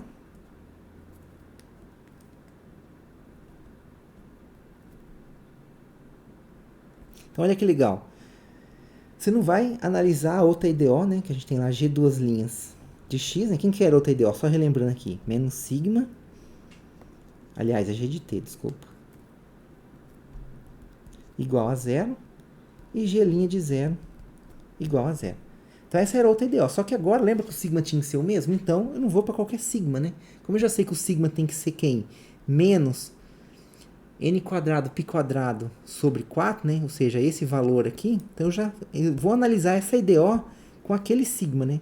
Então, como é menos n quadrado, com esse menos que está aqui, então vai ficar um mais n quadrado π quadrado sobre 4. Então, agora eu vou analisar essa EDO e ver se tem solução compatível aqui com esse dado inicial. Tá bom?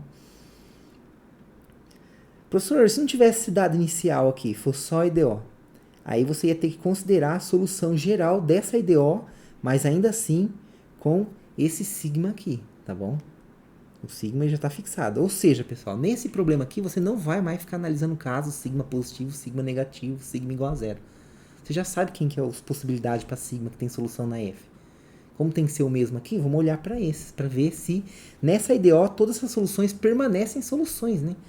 Ou para todos esses sigmas eu tenho solução G não nula. Pode ser que para algum desses n's aqui, sei lá, de repente um n múltiplo de 10, múltiplo de 20, eu não sei. De repente um n aleatório aqui, pode ser que isso aqui não dê uma solução não nula. Dê um G igual a zero. Aí vai ser um problema, tá bom? Então a gente precisa fazer essa análise aqui.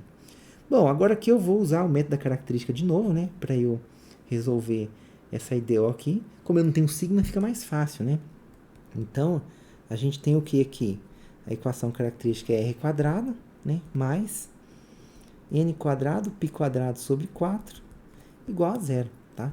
Isso aqui implica pra gente, então, que r quadrado é igual a menos n quadrado π quadrado sobre 4, né?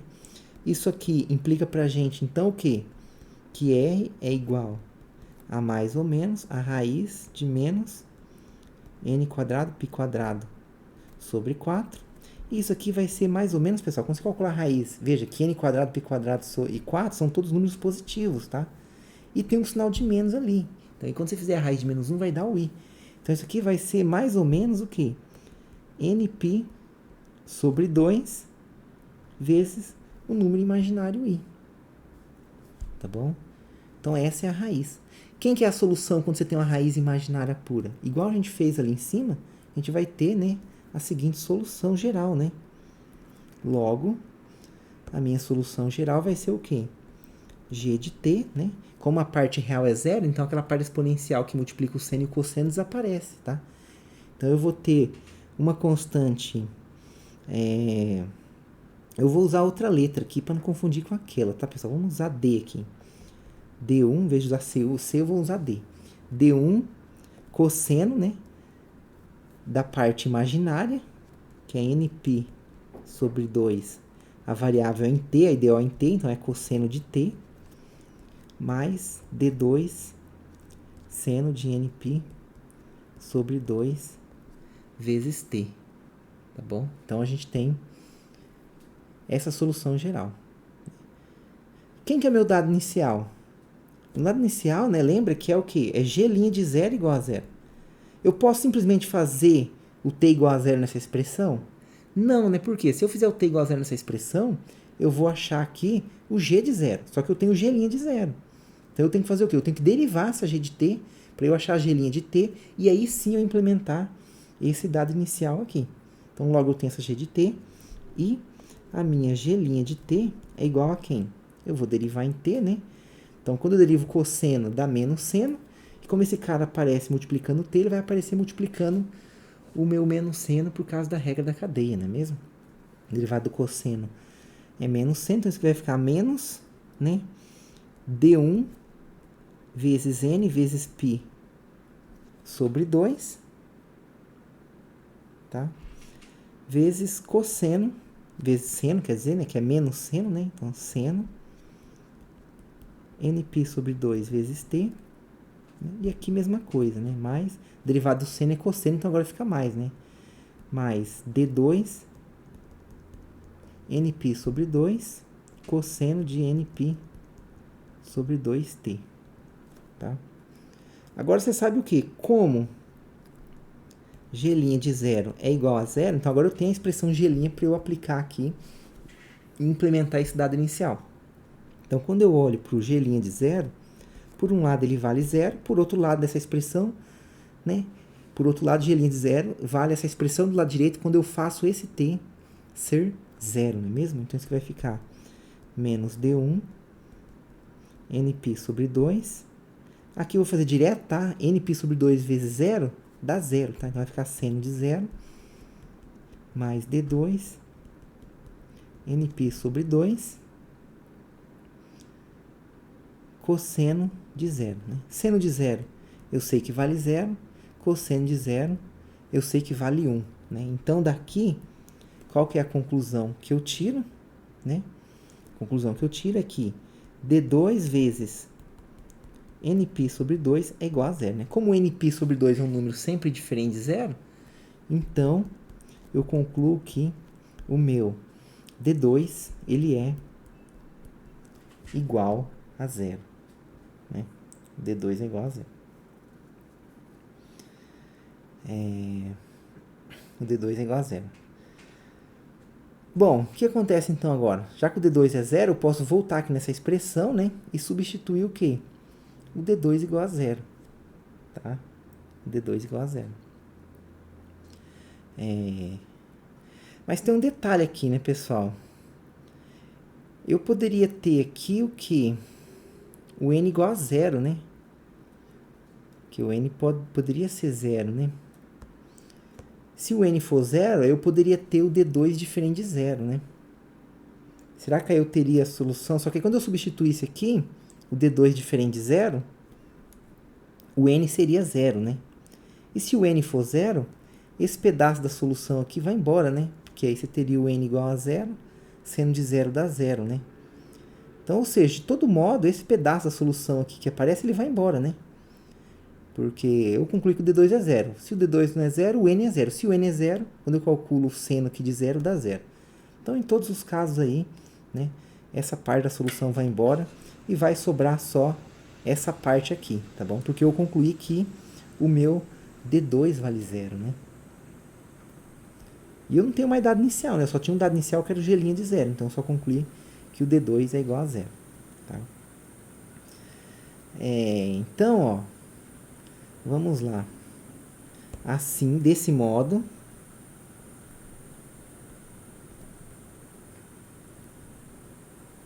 para cada n, g de t igual a d1, que foi o que sobrou, né? Quando você volta aqui, substitui o d2 igual a zero, esse cara aqui vai embora e sobra só essa parte da solução, né?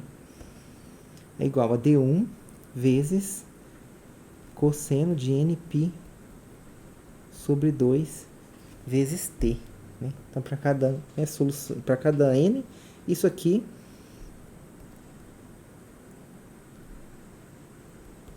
é solução, né? É solução da EDO. Então, G' de t, né? Mais n quadrado, π quadrado sobre 4, que a gente tinha acabado de ver essa EDO nesse caso particular ali em cima, né? E G' de zero igual a zero, certo? Então, veja, pessoal, quais foram as soluções que a gente obteve, então?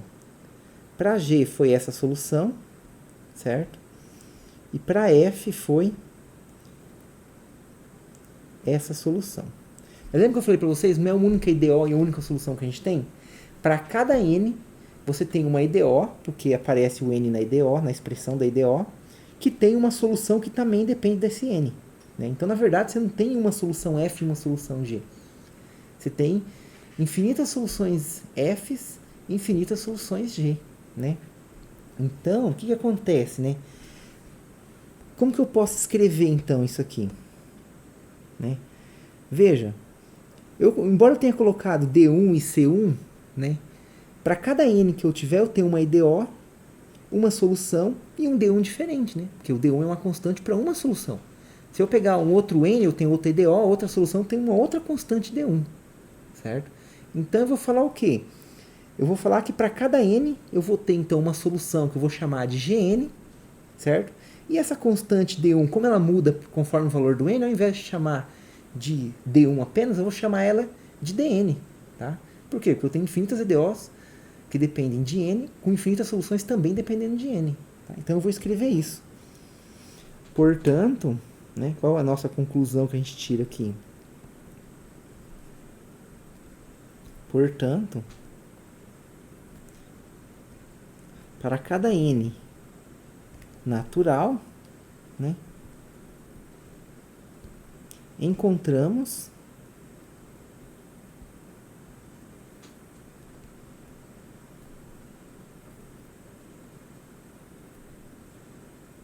soluções Fn de x igual a Cn, né?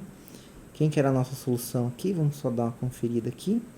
C2 seno de nπ sobre 2x, né? E a g era cosseno. Então, a f é seno e a g acabou sendo cosseno, né? Então, Fn, Cn, cosseno, aliás, seno, né? Seno nπ sobre 2x e Gn de t igual a dn seno de nπ, aliás, agora é o cosseno a Gn, né? nπ sobre 2 vezes t. Mas lembra que a nossa u de xt era igual a f de x vezes g de t? Não era isso que a gente estava procurando? O método de separação de variáveis? Então, na verdade, eu não vou ter uma única u. Eu vou ter infinitas u's, né? Então, como eu tenho infinitas fn's e gn's, eu vou ter infinitas un's, né? Ou seja,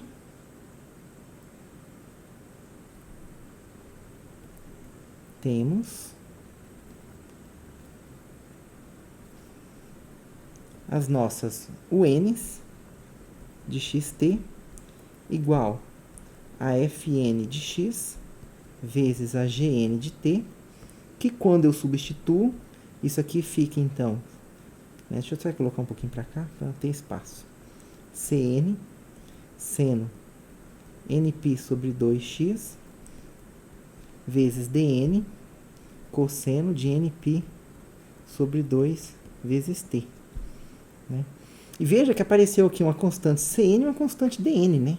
Eu posso juntar essas duas constantes e chamar isso de uma constante, sei lá, En. Né?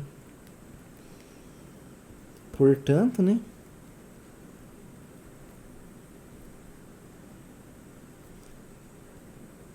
Para cada n natural, temos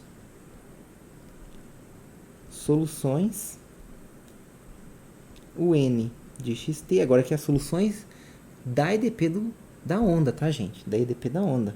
O n, então, Cn vezes dn eu vou chamar, sei lá, uma constante n. Você pode usar a letra que você quiser aí. Isso aqui vai ficar seno de nπ sobre 2x vezes cosseno de nπ sobre 2t. Então, a gente tem aqui essas soluções para cada n. Professor, o que é soluções para quê? Para que soluções, né?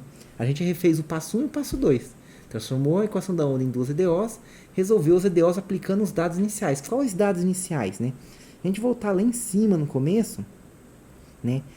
Foram esses dados iniciais em 2. Então, aquelas duas EDOs estão associadas à minha EDP via separação de variáveis, e os dados iniciais da EDO que produziu as nossas soluções UNs estão associados a esses três dados em 2 aqui. Então, na verdade, aquelas UNs são soluções para 1 e para 2. Né? E, de fato, é um bom exercício para vocês. Tá? Pega aquela UN lá, que a gente escolheu lá, testa essas condições aqui, vê se dá certo. Faz o x igual a 0, o x igual a 2, vê se vai dar 0.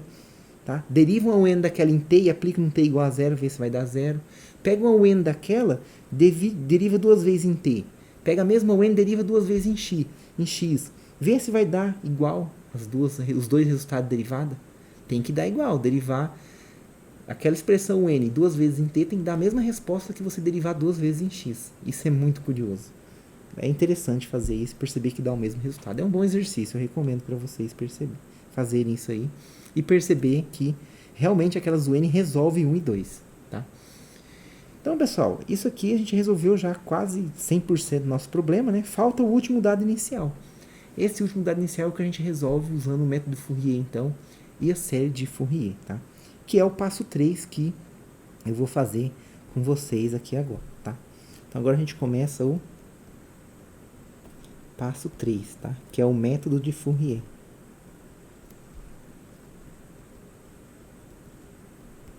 Que é o método de Fourier. Bom, gente, o que consiste no método de Fourier? O método de Fourier, basicamente, é você investigar se a solução U de xt, como sendo a soma de todas as UNs que você achou, vai ser solução ou não. Né? Então, o método de Fourier nada mais é que... Eu sei que cada UN dessa é solução de 1 e 2. Né? Então, o método Fourier, de certa forma, ele é uma generalização do princípio da superposição, que fala para você que soma de solução é solução. Né? Só que o princípio da superposição é só para somas finitas. Tá? O que o método Fourier faz é generalizar isso para soma infinita. Então, ele se pergunta, se eu somar de 1 a infinito todas essas UNs, será que isso vai ser solução? E mais, sendo solução, será que, além de ser solução de 1 e 2, né? Além de ser solução de 1 e 2, vai ser solução de 3? Então, matematicamente falando, é possível você provar que a soma infinita, né, ela é sim, continua sim sendo solução de 1 e 2. Você não perde essa propriedade. Tá? E o que a gente vai fazer é mais ainda. Né? A gente vai ver que quando a gente escrever essa solução com uma soma infinita, né, e a gente fizer o t igual a 0, essa soma infinita vai virar exatamente a expansão dessa função em série de Fourier de senos. E aí, como a gente obtém essa função como expansão em série de Fourier de senos, é só a gente calcular os coeficientes da série de Fourier para obter, então, quem? Para obter quem vão ser as constantes En, que colocadas aqui e somadas em série, vai ser uma solução para 1, 2 e também 3, que é aquele último dado inicial nosso. Tá bom? Então, ó, o método de Fourier, né, a gente procura a solução então da forma, né? Procuramos solução da forma U de xt igual é a soma de todas as UNs, tá, pessoal? Aqui a gente conseguiu as soluções aqui em termos dos cossenos apenas, tá? Em termos do seno e dos cossenos. Veja que a gente não achou soluções constantes nesse problema, tá? Tem alguns problemas, né? Principalmente quando você tem dado inicial do tipo ux de 0, t igual a 0. Né? Quando você faz problemas que tem esse tipo de dado inicial, e você analisa os casos lá sigma positivo igual a 0 e negativo, no caso sigma igual a 0, aparece uma solução constante. Então, além de todas essas UNs aí, você vai ter uma solução constante, o zero de xt, que é no caso sigma igual a 0. Tá? Caso sigma igual a 0, no nosso caso aqui, não produziu solução, então a gente não tem essa u zero. Mas se você tivesse essa u zero, você ia considerar a solução da forma u zero de xt mais a soma com n indo de 1 a infinito de todas aquelas UNs. Né? Quem que é as UNs? É o en seno de nπ sobre 2x cosseno de nπ sobre 2t. Tá? Então a gente teria uma solução dessa forma. Como no nosso caso sigma igual a 0 não produziu solução constante, então a gente não tem a u zero. Tá? Então a gente vai considerar aqui apenas essa parcela aqui mesmo. Mas fique atento que pode acontecer em alguns casos de aparecer a solução constante, se tem uma u zero ali, tá bom? E você achou a solução constante resolvendo a f, no caso sigma igual a 0, depois você vai ter que ir lá na g, colocar o sigma igual a 0 e provavelmente você vai achar uma solução lá constante ou uma solução linear, do tipo g de t igual a t, g de y igual a y, né? Porque como você fez o sigma igual a 0, então você vai ficar com g2 de t igual a 0, né? E isso tem solução do tipo uma constante mais outra constante vezes t, tá bom? Então, fique atento aí que pode acontecer dependendo dos dados iniciais que você tenha, tá bom? Bom, então aqui, pessoal, então o método Fourier é procurar a solução de xt dessa forma. Tá? Então, por um lado, a gente considera o de xt dessa forma aqui. Por outro lado, quem que é o u de x0? É aquela função nossa, né? Então aqui, pessoal, o procedimento aqui não tem segredo. É mais ou menos a mesma ideia de quando você tem lá essa conta que a gente fez aqui, ó. Deixa eu ser mais específico, né? Lembra, ó, você tinha uma solução geral, né? Cadê? Vamos pegar aqui, por exemplo, na f. Você tinha uma solução geral, né? Cadê? Aqui, você tinha uma solução geral, certo? Aí você usava que f de 0 é igual a 0 para achar quem era C1 e C2, não era mesmo isso que você fazia? A gente vai fazer exatamente a mesma coisa agora, só que ao invés de ser essas duas somas, vai ser uma soma infinita. E ao invés de ser duas constantes, são aquelas infinitas constantes en que aparecem na jogada, tá? Então é bem similar, só que ao invés de ser uma soma de dois termos, é uma soma de infinitos termos. Ao invés de ser a f, é a nossa u, né? É a nossa u, que é aquele somatório todo. Então, ó, como u de x0, né? Quem que era o de x0? Era essa função aqui, a função que vale x, quando x é maior ou igual a 0, menor ou igual a 1, e 2 menos x, quando x é maior ou igual a 1, menor ou igual a 2, né? Então, como o de 0 é igual a essa expressão aqui, né? A gente tem o quê? Então, por um lado, pessoal, a u de x0, ela é igual àquela função ali, né? Ou seja, ela é igual a x, quando x é maior ou igual a 0, menor ou igual a 1, 2 menos x, quando x é maior ou igual a 1, menor ou igual a 2, tá? Então, por um lado, a u de x0 é igual a essa expressão. Por outro lado, né? Aí eu vim aqui nessa expressão aqui e considerar o t igual a 0, né? Porque eu estou fazendo u de x0. Mas se eu considerar nessa expressão aqui o t igual a 0, o que vai acontecer? Aqui vai continuar sendo de x, não vai mudar esse termo. Mas aqui eu vou colocar t igual a zero, tá vendo? E eu vou ter cosseno de zero. Cosseno de zero dá 1. Então vai sobrar só essa parcela aqui, porque vai ser o cosseno, eu vou estar só multiplicando por 1, não é mesmo? Então isso aqui vai ser a soma com n indo de 1 a infinito dos nossos en, tá? Dos nossos en, que multiplica cosseno de nπ sobre 2x, tá? Cosseno ou seno? Opa, opa, opa. Ah, não, é o seno aqui, tá vendo? É o seno, desculpa. Aqui é o seno. Ou seja, pessoal, o que a gente acabou de fazer então aqui? A gente acabou de escrever essa função como uma série de seno. Então, na verdade, a gente tem aqui uma expansão da função em série de senos, né? Então, quando que eu vou ter a U solução? Quando os ENs que aparecem aqui na U forem coeficientes de Fourier, tais que o lado direito seja a série de seno do lado esquerdo, né? Então, na verdade, né, a gente está tendo aqui, então, o x, quando o x é maior ou igual a 0, menor ou igual a 1, 2 menos x para x maior ou igual a 1, menor ou igual a 2, né? Então, essa função como um todo é igual a soma com n indo de 1 até infinito de en vezes o seno de nπ sobre 2 vezes x, tá? Veja aqui, professor, por que você não colocou só x do lado de cá? Eu poderia ter colocado só x do lado de cá, né? Não poderia? Poderia ter colocado só x aqui. Mas isso aqui só é x quando o x está entre 0 e 1, tá? Agora, quando o x está entre 1 e 2, do lado de cá é o quê? 2 menos x. Mas daí, qual que eu coloco? Bom, parte diferente do domínio, você tem expressões diferentes, né? Então, você tem que colocar os dois aqui, né?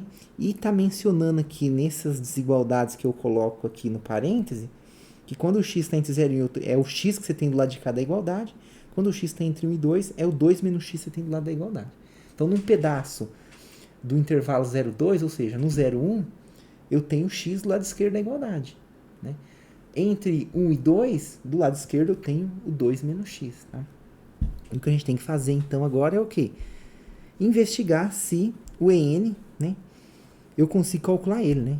Se eu conseguir calcular n como sendo os coeficientes da série de seno da função x ou 2 menos x, então quer dizer que eu vou conseguir escrever essa função aqui em expansão de série de senos, né? E aí, então, eu vou ter satisfeita essa igualdade, consequentemente, eu tenho satisfeita essa igualdade que é o meu dado inicial, ou seja, a minha U satisfaz o dado inicial que eu procuro, tá?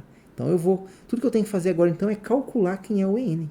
Calculei quem é o en, quer dizer o quê? Que essa igualdade vai estar sendo satisfeita. Então, U de xt vai ser solução não só da equação 1, 2, mas como da equação 3, né? Essa igualdade aqui a gente chamou de equação 3 lá no início, tá bom? Então, ó, vamos lá. O que é esse cara aqui, né? Esse cara aqui é o coeficiente, né? É o coeficiente da série de Fourier de senos, né? Da série de Fourier de senos, né? Quem não lembra, né? Em geral, nos livros, ele apresenta os coeficientes a n como sendo que multiplica o cosseno e bn como senos que multiplicam o seno, não é mesmo? Então, isso aqui seria lá na série de senos o seu bn, né? E quem que seria ele, né? Só título de conversa, né? Esse bn, né? Que no nosso caso aqui é o en, ele é quem? Ele é 2 sobre o comprimento do intervalo todo que você está considerando, né? Quem que é o comprimento do intervalo todo que a gente está considerando aqui? É o 0,2, né? É o 0,2. Lembra que essa função aqui, né? Se você analisar, quem que é o período dessa função aqui? Né? O período dessa função aqui é 4, não é mesmo? É 4. Né? Então, você teria no coeficiente Fourier calcular a integral de menos 2 a 2. Né? E aí você teria aqui 1 sobre 4, né? Seria aliás, 1 sobre 2, né? Que é a metade do período. Integral de menos 2 até 2, né? Que dá o comprimento 4, na qual é o período daquela função ali, tá bom? Então, pessoal, mas o que acontece? Eu estou com uma série de seno, eu não estou com a série de Fourier normal, né? Então, a série de seno, né, permite que eu possa colocar 0 aqui e colocar um 2 aqui, né? Que é aquela propriedade lá que na série de seno, integrar de menos L a L é 2 vezes a integral de 0 a L só, né? Porque a série de seno está associada às funções ímpares, tá bom? Então, você não precisa integrar os dois coeficientes, é um só, e você pode usar aquela fórmula lá, do 2 sobre L, tá? Onde L seria o comprimento, que no nosso caso aqui é 2, tá? O comprimento da corda no nosso caso aqui, tá bom? O comprimento da corda. Acho que eu falei barra, né? Mas é corda. Que a barra, em geral, a gente faz problema primeiro para a equação do calor, né? Aí você tem a propagação de calor numa barra, tá bom? Mas aqui a gente está analisando a vibração na corda, que a gente está com a equação da onda. Mas enfim, então, né, o EN, né, pela forma do coeficiente BN da série de Fourier de senos, é 2 sobre metade do período, né, que o período é 4, então é 2 sobre 2, integral de 0 a 2, né, da minha função. Quem que é a minha função? Veja que eu não consigo substituir a função aqui. Por quê? Porque a função é uma coisa num pedaço, outra coisa no outro pedaço, tá? Então, o que você pode fazer, então? Você pode falar, né, que essa função aqui é, digamos aí, uma certa f de x, tá bom? Chama isso de f de x. Ou seja, como se você tivesse aqui f de x igual a essa soma com n indo de 1 a infinito, né, de bn seno de nπ sobre 2 vezes x. É como se você tivesse uma coisa desse tipo aqui, né? Em geral, os livros apresentam mais dessa forma direta. Ele não fica colocando essas funções por parte aqui do lado esquerdo, né? Mas eu estou colocando aqui para vocês verem realmente quem é a função explícita que a gente tem, né? Então, como eu não consigo colocar nem o x e nem o 2 menos x, porque de 0 a 2 ela tem expressões diferentes, vamos colocar a princípio só o f de x, tá? F de x, né? Vezes quem? Vezes o seno de nπ sobre 2 vezes x dx, né? Agora, veja, na integral eu consigo substituir f de x aqui, mas para isso eu preciso decompor minha integral, né? Tem uma propriedade integral que diz que integrar de 0 a 2 é a mesma coisa que integrar de 0 a 1, mais depois a integral de 1 até 2. Você pode decompor, então, a integral, né? Então, isso aqui, 2 dividido por 2 dá 1. Isso que vai ficar integral, né? Ao invés de integrar direto até 2, eu integro primeiro de 0 até 1, da minha f de x seno nπ sobre 2 vezes x dx, mais a integral de 1 até 2, né, da minha f de x seno de nπ sobre 2x dx. Tá? Isso daqui, agora, veja, de 0 a 1, eu sei quem que é a minha função, né? De 0 a 1, a minha função vale exatamente o valor x, não é mesmo? Então, quer dizer que de 0 a 1 eu posso trocar f de x por x, né? Aí eu vou ter que seno de nπ sobre 2 vezes x dx, mais a integral de 1 a 2. Agora, de 1 até 2, né? Eu estou nesse caso aqui, e eu sei quem que é a minha expressão. É o 2 menos o x, não é mesmo? Então, o que vai acontecer aqui, que vai ficar aqui, então, o 2 menos x vezes o seno de nπ sobre 2x dx, tá bom? Agora aqui, pessoal, eu vou colocar direto a resposta, tá? Essa aula nossa está ficando muito grande, já tem aí 1h50 quase, tá? Então, eu vou colocar direto o resultado dessa integral, que depois vocês calculam isso aqui, dá para calcular usando integral por partes aí, tá bom? Então, deixa eu até pegar a resposta que eu tinha deixado anotada aqui. E o resultado dessa integral aqui, se eu não errei nenhuma continha aqui, depois vocês dão uma conferida aí e deixam nos comentários se não foi esse mesmo valor, né?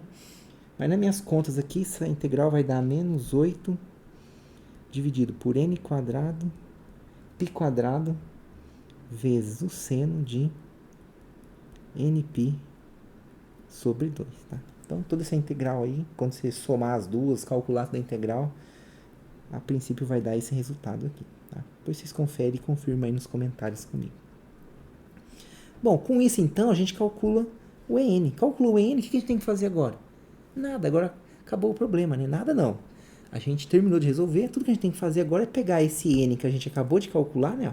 O EN, que a gente acabou de calcular sendo esse cara. Na verdade, a gente não calculou, né? Eu coloquei a resposta e deixei para vocês calcular aí, né? Tudo que a gente tem que fazer é pegar esse EN, substituir aqui na expressão da U de xt e obter finalmente a nossa expressão da solução. Tá? Que depois você pode jogar no computador aí, obter aproximações e até fazer o gráfico dela aí para interpretar o que está acontecendo realmente aí com a vibração da sua corda, tá bom? Então, finalmente, né? Finalmente a gente vai ter então U de xt como sendo a soma com n indo de 1 até o infinito, né? Então, é o EN, né? Como vocês podem ver aqui. Né? É o EN vezes seno vezes cosseno aí, nπ sobre 2x, cosseno de nπ sobre 2t, tá? Então, isso aqui vai ficar menos 8 sobre n quadrado π quadrado, seno de nπ sobre 2. Então, esse primeira parcela aqui, pessoal, só para ficar bem claro para vocês, ele é só o nosso EN, tá? Ou BN, né, da série de senos, tá bom? Então, e quem que esse cara multiplica, né? Ele está multiplicando a solução cosseno, né? É cosseno ou seno? Calma lá que eu já inverti a ordem aqui. É seno em x, cosseno em t, isso.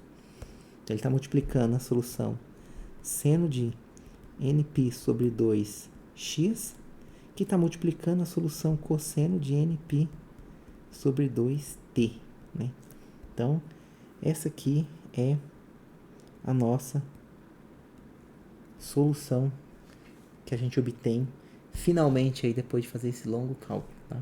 Claro, pessoal, aqui eu fiz tudo explicadinho, tudo detalhadinho para vocês, né? Explicando passo a passo, dando as explicações, né? Pra gente fazer direto sem explicar nada, obviamente a gente gasta menos tempo, assim, né? Tipo, não tem que ficar falando, dando motivação. Eu digo só escrever mesmo, por ir escrevendo o problema, né? Escrevendo, fazendo as contas. Tudo que eu fiz aqui, escrever da mesma forma, mas sem estar explicando tudo, você consegue fazer bem mais rápido esse problema aí, tá bom? Claro, né? Quando eu dou prova em geral, eu costumo dar um tempo extra aí pros alunos poder fazer essa conta com calma, sem estar preocupado aí se o tempo tá dando ou se não tá dando tempo para fazer a prova, tá bom? Então é isso, gente. Espero aí que esse vídeo ajude vocês, que vocês tenham gostado, que ajude aí no aprendizado aí de vocês, entender esse conceito aí da aplicação da série de Fourier para resolver o problema da onda, tá? Pode aplicar ele também para a equação do calor, o problema do calor, ou para a equação de Laplace também dá para aplicar, tá bom? Então, se tiver algum errinho de alguma conta, alguma coisa que passou, às vezes acontece, a gente é humano, erra às vezes também, vocês podem deixar no comentário aí que depois eu dou uma olhada, tá bom? Então é isso que eu queria falar. Uma boa noite para vocês, tudo de bom e até uma próxima oportunidade. Grande abraço, pessoal. Tchau, tchau, então.